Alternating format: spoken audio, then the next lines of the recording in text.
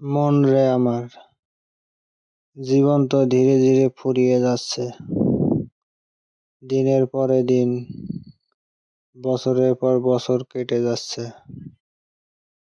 আজ যৌবন আছে, শক্তি আছে, বন্ধু আছে, কিন্তু একদিন সবই চলে যাবে। সন্ধ্যা যেমন ধীরে ধীরে ঘনিয়ে আসে, তেমনি আমাদের জীবনের সন্ধ্যাও একদিন এসে যাবে। তখন মনকে প্রশ্ন করতে ইচ্ছে করে, হে মন, তুই কেন এখন হরিনাম গাইছিস না? এই পৃথিবীতে মানুষ কত কিছু নিয়ে ব্যস্ত থাকে। কেউ টাকা নিয়ে ব্যস্ত, কেউ সম্মান নিয়ে ব্যস্ত, কেউ সংসারের দুঃখ কষ্ট নিয়ে ব্যস্ত। কিন্তু আমরা কি কখনো ভেবে দেখেছি, এই সব কিছু কি আমাদের সঙ্গে শেষ পর্যন্ত যাবে? না, যাবে না। একদিন যখন শেষ সময় আসবে, তখন টাকা, ঘরবাড়ি, আত্মীয় স্বজন কেউ আমাদের সঙ্গে যাবে না। তখন শুধু থাকবে আমাদের কর্ম আর ভগবানের নাম।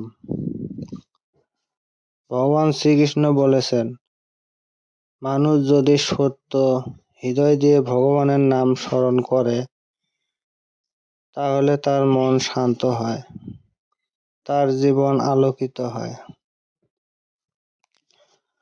হরিনাম শুধু একটি শব্দ নয়, এটি আত্মার মুক্তির পথ। যখন মানুষ হরি কৃষ্ণ রাম নাম উচ্চারণ করে, তখন তার হৃদয়ে অন্ধকার দূর হতে শুরু করে। কিন্তু আমাদের মন বড়ই অদ্ভুত। যখন সবকিছু ভালো থাকে, তখন আমরা ভগবানকে ভুলে যাই। আর যখন দুঃখ আসে, বিপদ আসে, তখন আমরা ভগবানের কাছে কাঁদি। তাই আজ মনকে বলি, হে মন, দেরি করিস না। জীবন তো ক্ষণস্থায়ী, আজ আছে কাল নাই।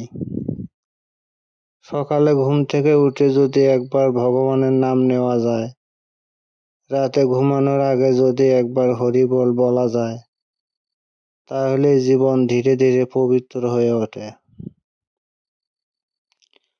কারণ এই কলিযুগে মুক্তির সবচেয়ে সহজ পথ হলো হরিনাম স্মরণ। তাই মন রে আমার, জীবন যখন ফুরিয়ে যাবে, তখন যেন আফসোস না করতে হয়।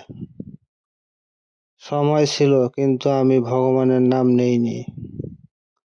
আজ থেকেই শুরু করো, একবার হৃদয় দিয়ে বলো, হরি বল, জয় শ্রীকৃষ্ণ। দেখবে মন শান্ত হবে, হৃদয় ভরে যাবে ভক্তির আলোয়।